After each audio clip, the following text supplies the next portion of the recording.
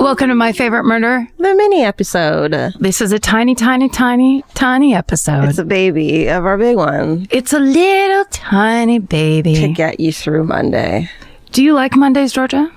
I don't have any feelings towards time because it doesn't exist. Says the privileged non-office working person. Oh, that was so privileged. I mean, look, we're quite privileged in the fact that I never know what fucking day it is. No. And I can be a half an hour late for everything I do because no one can fire me. Typically, Mondays aren't the best. Right. Because you're tired from the weekend. Trying to get back on that. You know, no more carbs. Yeah. That's always me on Monday. But now for real, no more carbs. Mine is now for real. I'm going to start taking my vitamins. and now for real, I'm not drinking. Every Monday. No, never happens. I mean, but this is what we do. We need to reset. Every day is a new beginning. Every Monday is a new life waiting to happen. Take your vitamins, stop eating carbs. Please. Or just, go light on carbs. Yeah, less carbs than normal. Sure. They recently had something come out to say that like pasta isn't bad for you. Yes. Again, you just can't trust anything anyone says. I think with I read that because I was like, yay. And I was just like, just do everything in moderation, dummy. It's just like everything. Yeah, but easy for you to say article to tell me to eat spaghetti in moderation. Yeah. What feels better than shoving a shit ton of spaghetti into your mouth all at once until you almost choke? Dude, and it's like covered in fucking cheese and stuff. Is that how you do yours? Hell yeah. That's how I do mine. Butter and parm. Butter, parm, ton of pepper. It's called cacao de pep, whatever. What? It's like a thing. It's like a pepper thing. It's like it's a pepper movement.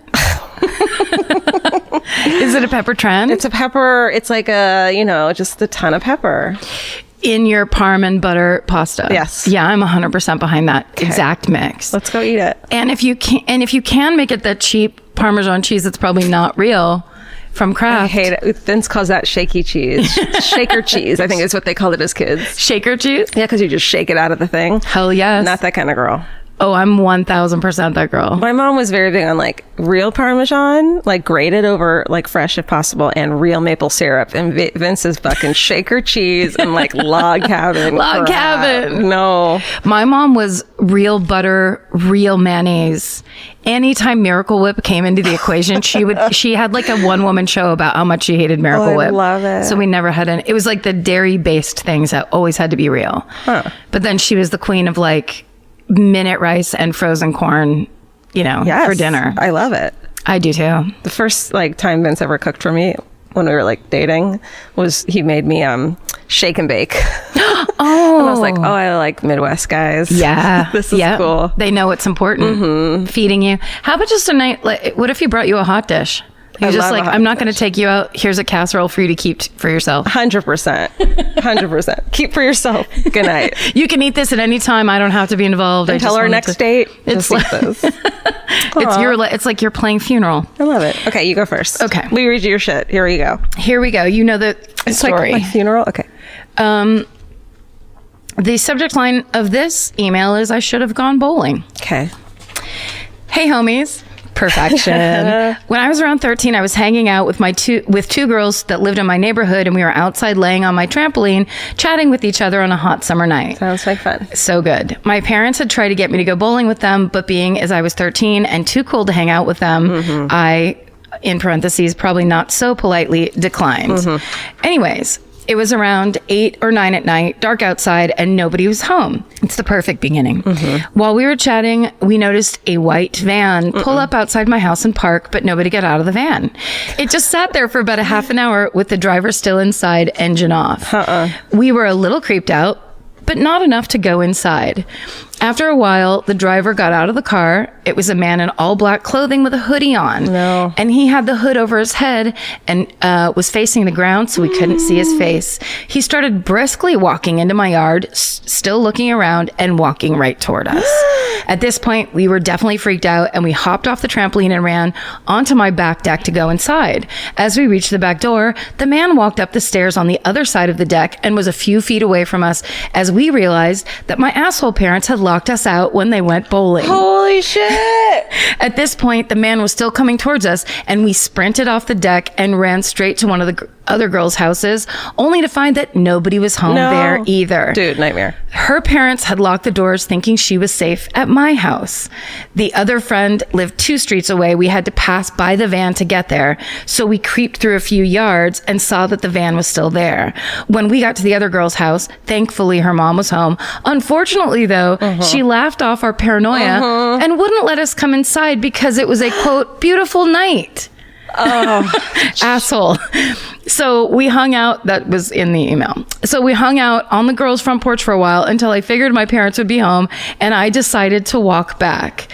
When I got there, He could have been breaking into their house. yes, any number of that. Yes. That mom should be arrested. When I got there, the van was gone, and in its place were several police cars. Oh, really, mom, who was said stay outside? That's she's gonna have to live that down for the rest of her life.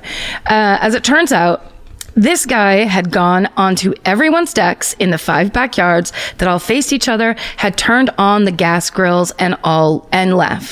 The police said that there was enough gas in the area at that point that if somebody had lit a cigarette nearby, there would have been an explosion. Dude. To my knowledge, they've never caught the guy or found out why he did it, but needless to say, I spent a lot of time with my parents that summer because I sure as hell wasn't staying home alone. Oh my God. SSDGM SJ. Wow. That's a good one, huh? Man, when parents don't believe kids in their shit, I'm just like, you have no one to blame but yourself. Well, also, it just feels like that's a remnant of another time. Or, first of all, what parent in this day and age is like, stay outside past dark? Yeah, don't come inside. It's a gorgeous night outside. Like, that also, doesn't get said. 13-year-olds don't make up strange man stories. That's like an 8-year-old, maybe. True. And yeah, what would be on the other? It's not like they're saying a crazy man is outside. Can you please buy us something? Yeah. They just wanted to get inside the house. Fucking asshole. It's so crazy. Okay, let's do. All right. This one is called I Scanned a Serial Killer. Okay. Hello, all. I work as a CT technologist in a hospital, and over the years, I've had to do scans on numerous inmates from jail/prison. After I finish their exam, I always do Google searches to see why they are incarcerated, which is not always such a good idea. It always creeps me out how the most polite, well-behaved ones are usually, not always, the ones in jail for rape or murder. Yes. Anywho, Sociopath. I was working the night shift when a name popped up on my work list for a patient in the ER. I grabbed a questionnaire we filled out for all the patients before an exam and started to fill it out when my coworker happened to look over my shoulder and yelled, "Holy shit, do you know who that is?" The name didn't look familiar to me, and when inmates come in the ER, I don't know they're inmates until I walk into the room and see them in a jumpsuit surrounded by prison guards. So my coworker proceeds to tell me that he's a serial killer and his murder spree spanned 15 years and 7 states. Fuck. Being a murderino, I immediately Googled his name, and sure enough, it was him. And then it says, due to HIPAA laws, I can't say his name, real or serial, which is a clue, I think, or where I work because I could lose my job/license and a girl has got to eat. Yes. But that means he had a serial killer nickname. Oh, okay. So, like, I think she's giving us a clue. He's well known. Yeah. He's serving 2 consecutive life sentences in a prison about 90 miles from the hospital. So, armed with this knowledge, I'm about 60% excited to do his scan and 40% scared shitless. Of course, when I go to get him, he's accompanied by 2 armed prison guards. He didn't talk too much, but was polite and followed my instructions, and everything went normally. I tried desperately to act like I didn't know who he was or what he had done, but I felt like there was a giant blinking red neon. I don't know why I put the word red. It's not there. Oh. I just saw a red. That's what you see. Blinking neon sign over my head that said, "I know what you did." I had about a million questions to ask the prison guards, but I figured I needed to act like a professional and damn near bit my tongue in half trying not to pepper them with question after question. Once it was all done and over, and I had that feeling of, holy fuck, did that just really happen wore off, my next thought was, I need to email Karen and Georgia and tell them about this. Hopefully you guys get a kick out of the story because no one else I told seems as excited as I was about it. Thanks for doing such an awesome podcast. Getting an alert on my phone that there's a new episode available is the highlight of my day. Keep kicking ass. SSDGM JC. Oh, man. Yeah. We're the first thing that comes into people's mind when they hear anything about a serial killer. God bless. You know what that actually makes me think of is there was a story from like a month or a couple weeks ago. Did you read that story about that two women, or two people, I shouldn't, that was sexist actually. Two people who worked at the hospital in either Auburn or Sacramento accessed the Golden State Killers medical history, and they both got fired. Yeah, I don't think you should have done that. No, you can't do that. That's stupid. It's literally against the law. Yeah. You're not allowed to do that. Oh, man. It's not smart. But I was like, why would you do it? Were they working there for like the summer? That's such a dumb... And then it's just like, why? So he's allergic to penicillin? Yeah. There's no benefit. It's not like he's going to have a lower back tattoo that says, I'm a fucking serial killer or anything. Yeah. I buried a bunch of other bodies up in Auburn that you need to find out about. If only. That tattoo. You know that popular tattoo? Yeah. That everyone gets? The really long one. Yeah. It's the flash art that you just pick off the wall. Should I get a bumblebee or should I show where the bodies are buried? Okay, ready for this one? Always. Subject line is sinkhole tried to take my baby and avoiding cults. I've been no greeting whatsoever. Great, I love it. You don't need one. I've been meaning to send in my sinkhole story and was sparked to pause catching up on the latest episodes after hearing you mention the garbage eating cult. I met them. Sorry, I was catching up because I spent 2 weeks in the woods and listening to MFM in the woods is scary as fuck. And I know I shouldn't have even been in the woods in the first place, surrounded by dusty white people. Dusty white people. But I need my nature therapy. On to the stories. Okay. My cult story. When I was doing my second attempt at college, a group of friends invited me to a free dinner. Fucking red flag. Yeah. No, there's no such thing as free dinner, lunch, or breakfast. Only this is me talking, not the email. Yeah. And also, that's every cult in the world. Every religion is like, come to our mixer. Spaghetti dinner. Come to our spaghetti dinner. Shaky cheese spaghetti dinner. Yeah. I'd be there in 1 second if I was like 23. And that's how they get you. Okay, so we're back in the email now. Okay. When we got there, it was packed with people and they were serving up typical Midwest hot dish. Oh my God. Hey, vegan and meat option. Why I remember this, who knows? Right away, I got really weird vibes from this dude who had organized the meal and had his little crew with him. They started talking Jesus stuff and how all the food was free from the dumpster. Oh my God, that's not what you want to say. I latered out of their fast because of bad vibes, gross dumpster hot dish, and I was so over Jesus. I had no idea it was a cult recruitment until I heard your episode. I don't know if anybody from school officially joined them, but I know that they held a number of dinners, and a few of my friends really got into going to them. I feel like my school was too into partying hard to join their cult, but I do know people really got into the idea of dumpster diving free food and not paying rent by squatting all over town and campus. Fuck. That's how they get you. The glamorous life, Sheila E. Okay. We're back. Okay. My sinkhole story. Sorry, there's no second.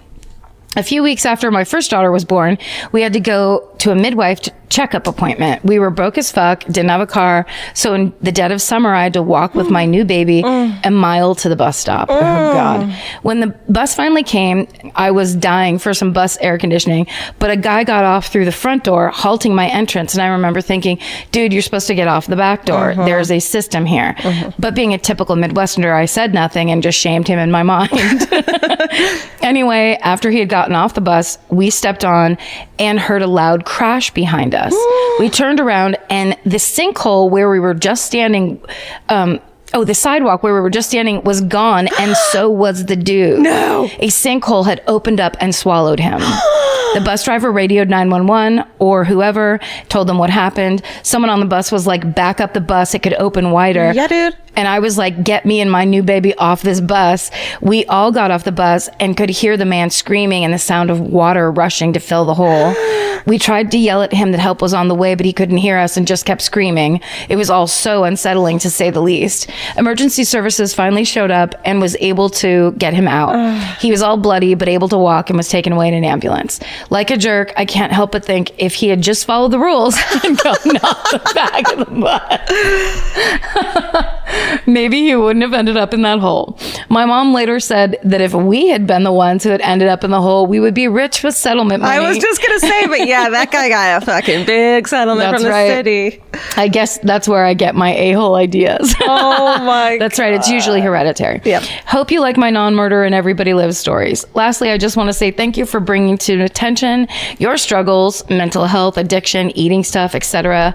It feels like healing. Oh, that's so nice. Also, thank you for talking about what's happening to Native American, Indigenous women, people in this country and in Canada. Being a member of the community and working for it for a number of years, I unfortunately have more than one story of someone I know who was murdered. I don't think I will ever be able to write those stories in an email, but I am grateful that you two have helped give voice to the victims. It feels kind of awkward to send a fangirl letter, but I love you guys so much. Aww. SSDGM Tessa. Aww. Oh, that was a lovely, lovely email, That's Tessa. lovely. I feel like we have to really quickly give credit to the podcast Missing and Murdered, because they are the ones who are doing the incredible work on the Indigenous people. And yes. God, the 60 Suite, man, that turns out to be the... Everyone listen to Missing and Murdered. Missing podcast. and Murdered and...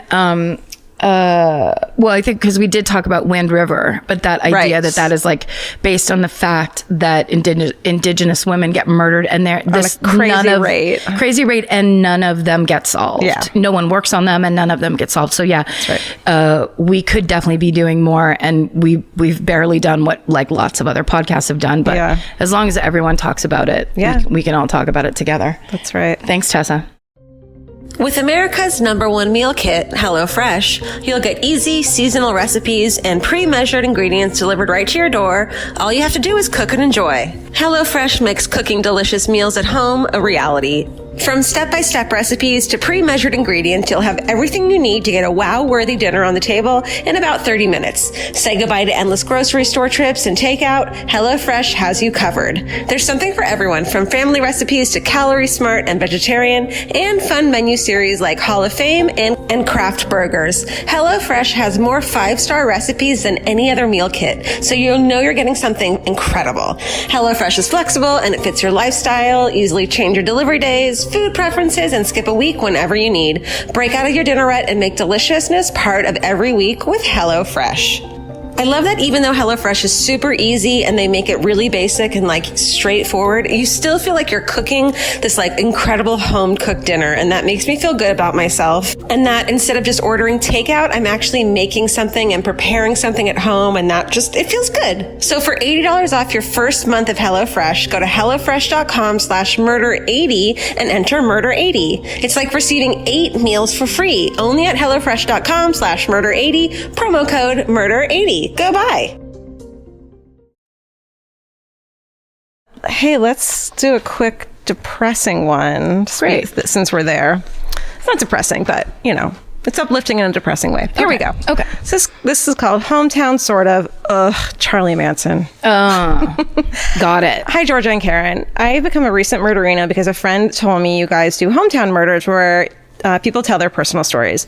It made me start thinking about why I became a true crime lover, and it all stems back to my family murder. Fucking Charlie Manson. Ugh. I decided to listen to you guys as about a month ago, and I started from episode 1. I wanted to delve into your world after a lifetime of knowing I was a descendant of a victim of a sick hippie fantasy. I can't agree with you more that his weirdo crimes don't deserve as much attention as he pined for his whole life. I even had a stupid, and then it says in parentheses, sparkling can wine moment of breaking down crying when he died because I thought such a cowardly human died in such a cowardly way. But after listening to your story on my long ass commutes in LA, I wanted to tell a different side of the story. Leno and Rosemary LaBianca came from a well-to-do Italian family. They were given lots of opportunities and had a very lovely LA circle of friends and family. My grandmother is a LaBianca, and her son, my father, was often babysat and very close with his cousins, Rosemary and Leno. They were living the dream. However, their murder does not define who they were. It was random, awful, painful, shocking, and something this family would never truly recover from. It is often forgotten when compared to Sharon Tate. After all, she was an icon, star, beauty, and all-around wonderful person. We could never take away from her from her murder and what her family endured. But I do hope we don't forget that other members of another family continue to suffer from this hippie atrocity. I still live with artifacts from the murder house on Waverly Drive that fateful 1969 evening, and I don't want to remember that asshole who did what he did. But I do want to remember my cousins who didn't get to choose their fate, who were in the wrong place at the wrong time. The LaBianca family suffered and continues to suffer with the feeling that randomization is inevitable. Oh, God. But I hope to just bring a voice to these victims I call my family and continue fighting for all victims and their families who are looking for answers. I appreciate my anonymity, and stay sexy, don't get murdered, M. Wow. I'm like about to cry. It's so true. I will say this, just from my perspective, as I read Helter Skelter way too young. Me too. The LaBianca murders are very prominent in my mind. Definitely. And I understand what they mean, that there is like, that's the gross part about the true crime is the fame element. Yeah. And anytime like the media or any of us, if you pull a good story through, that's the thing that goes first and foremost. But I remember when I read Helter Skelter, it really does strike you how horrifyingly random and tragic it is that they just lived along the way. It was just like this thing where it was just this like older happy couple who lived, right near us. Yes. In this, just up in the hills, and it's just so random and terrible and terrifying, and so that's a great point. Yeah, but that was beautifully written in a like that perfect thing of like, but these are victims too, but I want them not to be thought of as this way, but I do want people to know how fucked up it made a whole family, and it's a lot of good points there. Yeah, thank you for writing that. Yeah, so I have a positive one we can end, not a positive one. I have a funny one we can end on. Okay. Do you want to do that? Sure. Okay. I don't know if I should tell you that. I'm not going to tell you what the title is. Save it. Mimi, Elvis, Steven, Georgia, and Karen. That's new. Sure. Oh, I guess this is before Dottie. Well, they really picked and choose who they were going to mention. Dottie and Frank and George are out. Goodbye. So says, I never really had a good murder story to share, except my mom's friend was just recently on the prosecuting team for the huge Holly Bobo case in Tennessee. Look it up if you don't know it, it says. But as soon as you said you send in stories of an awkward time, you've shared a story in a group that you regretted, I knew just the thing to send in. So a couple years back, I was trying out a new church group, and someone had the best proposal for a weird icebreaker question. If you could choose a liquid to come out of each pointer finger for the rest of your life, what would it be? That's a fucking creepy and disgusting, awesome question. Yeah, Karen's pointing at her mouth while laughing with her finger. Okay, wait, let me keep going because I know you guys are going to say this. You can imagine most people said coffee or something boring and safe like that. Coffee, gross. And then it says points to the girl who said gasoline, free gas forever, and chapstick, even though chapstick is debatably not a liquid. It is not a liquid. And it's so cheap. That's what you're going to go for? Also, gasoline would burn your finger. Yeah, but you would make a lot of money probably. But either way, every answer Chapstick was still significantly less awkward than mine. Maybe lip gloss. Yeah. But not... Still. Okay. Naturally, I wanted one finger to be a steady stream of margarita, but considering it was a church thing, I figured I'd say Diet Coke for one finger. Nice. Having gone towards the end, my slight social anxiety got the best of me in that time. I was waiting and gave me lots of time to think of a good second liquid. Being the natural freaking goody two-shoes I am, I answered really seriously and honestly and came up with, this is all caps, breast milk. No. Yeah, you heard me right. Breast milk. Imagine the group of college-aged girls and guys who, of course, were strangers to me.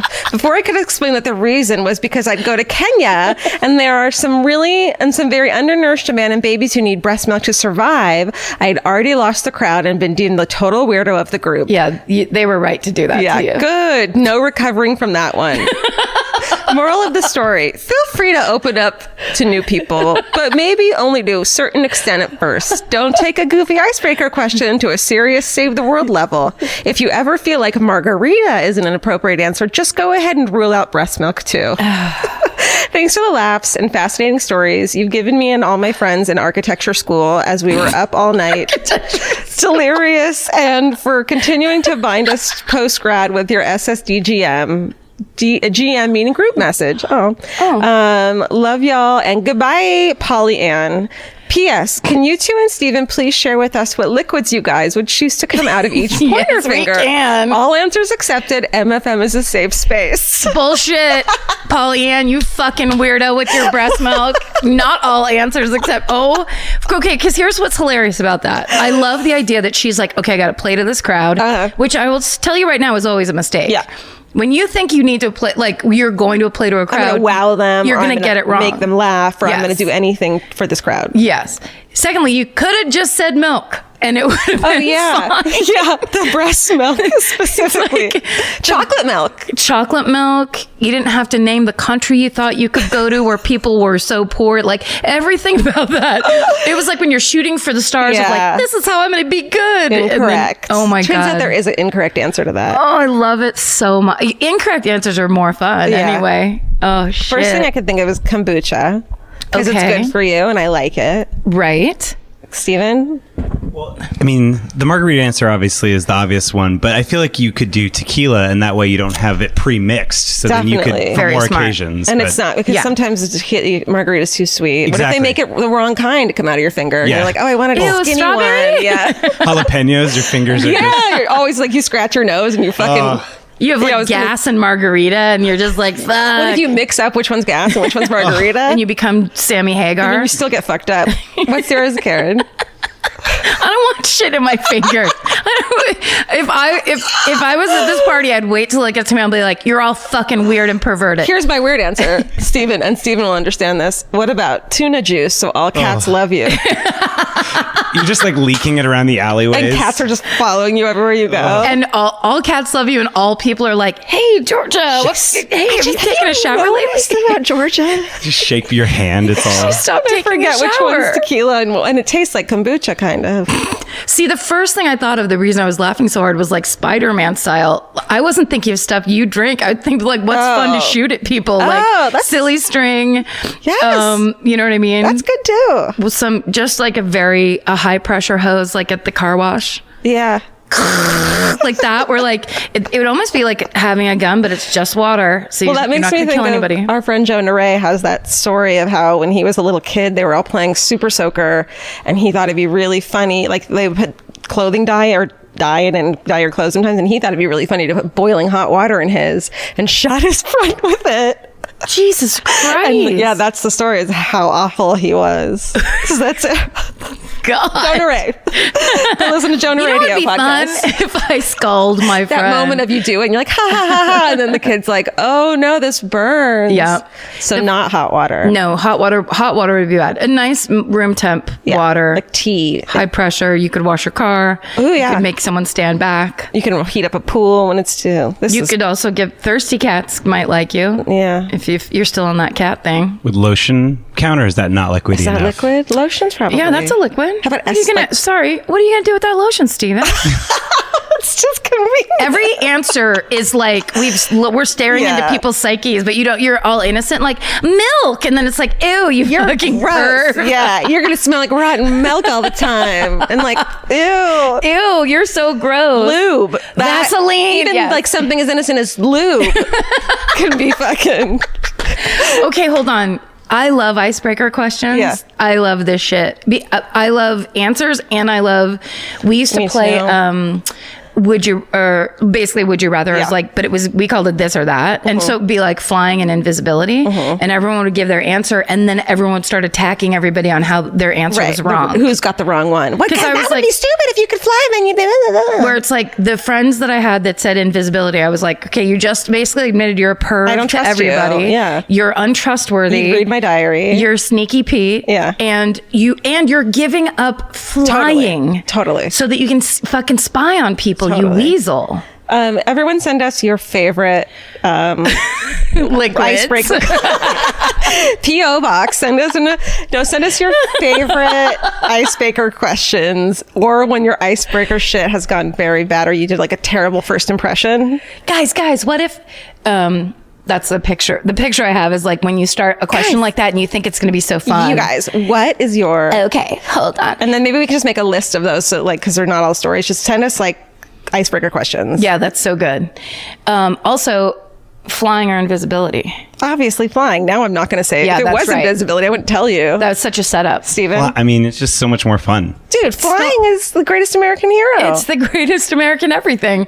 I think my honest answer for the liquids is iced tea on one finger and lemonade on the other. Girl. Fuck, and you can have separate. Wait, why don't you just put Arnold Palmer in one and then you can get another one with whatever you want in it? Because I already can do that with my iced tea and lemonade.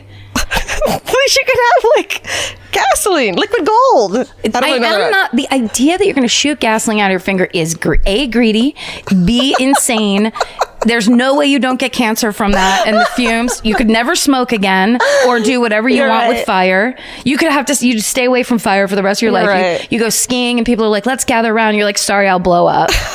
It's the worst idea. You greedy fucking...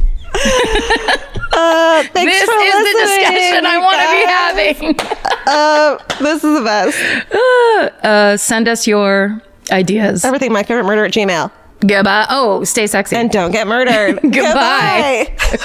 I jumped my line. Elvis, you want a cookie? Good boy. Here, right here. Don't go.